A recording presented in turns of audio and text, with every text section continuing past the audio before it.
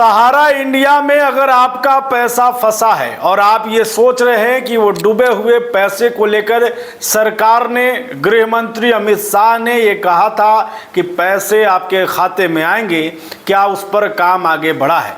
देखिए, आपको मालूम है कि सहारा इंडिया में जो पैसा, खास करके करीब करोड़ों लोगों का पैसा फंसा हुआ था, उससे लेकर के हमने एक वीडियो बनाया था। उस वीडियो पर मिलियन व्यू आपने दिया है।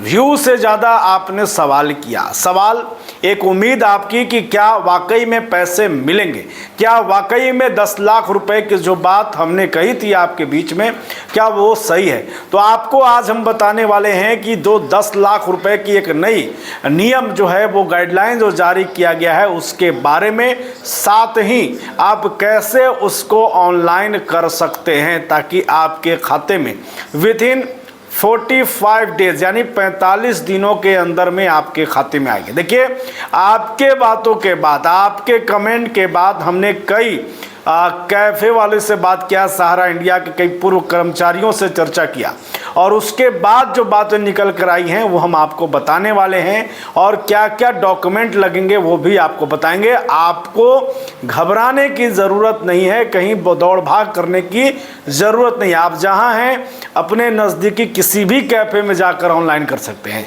यहाँ तक कि आपके पास मोबाइल है तो आप भी अपने खुद से ऑनलाइन कर सकते हैं। क्या पूरा मामला है आपको बताएं, उससे पहले आप बुलेट न्यूज़ टीवी देख रहे हैं और मैं हूं आपके साथ राज पाठक। RNP ग्रुप ऑफ इंस्टीट्यूशंस में नर्सिंग और पैरामेडिकल कोर्सेज में नामांकन शुरू। आधुनिक लैब, अनुभवी फैकल्टी और बेहतर प्रैक्टिकल ट्रेनिंग के साथ रोजगार की मजबूत तैयारी। बेटीज बेटों के उज्जवल भविष्य की शुरुआत RNP ग्रुप के साथ। देखिए, सहारा इंडिया में फंसे करोड़ों लोगों के करोड़ों रुपए को लेकर के गृह मंत्री अमित शाह ने एक ऐलान किया था और सिर्फ ऐलान नहीं किया था बल्कि उन्होंने एक पोर्टल लॉन्च किया था, सहारा रिफंड पोर्टल। इसके माध्यम से साफ तौर पे ये कहा गया था कि जिनके पैसे सहारा इंडिया में किसी भी अन्य योजना के तहत फंसे हुए हैं, स्कीम के तहत फंसे हुए हैं, उनके खाते में 10,000 रुपये यानी कि आएंगे।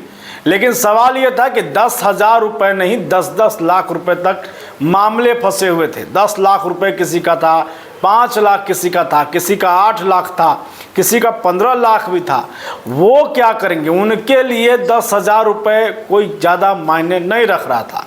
अब इसको लेकर के जो लगातार बहस चली है, उसे लेकर के सुप्रीम कोर्ट ने भी नया गाइडलाइन, नया आदेश जारी कर दिया, जिसमें जैसे ही जो लोग ऑनलाइन कर रहे थे उन्हें पता चलेगा कि अब 10,000 रुपये से बढ़ा के लिमिट को 10 लाख रुपए तक कर दिया गया है।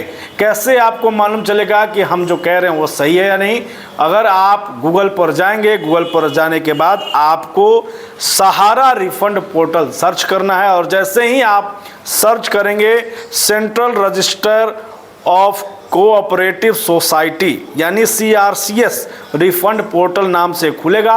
उसको क्लिक करेंगे और जैसे ही आप क्लिक करते हैं साफ तौर पे वहाँ लिखा मिलेगा आपको कि अब हम 10 लाख रुपए तक एक्सेप्ट कर रहे हैं, यानी कि अब आपका पैसा 5 लाख, 8 लाख, 10 लाख रुपए तक सहारा में फंसा हुआ था तो आप अपने डॉक्यूमेंट को जमा कर सकते हैं और 45 दिनों के अंदर में रिफंड की व्यवस्था की गई है।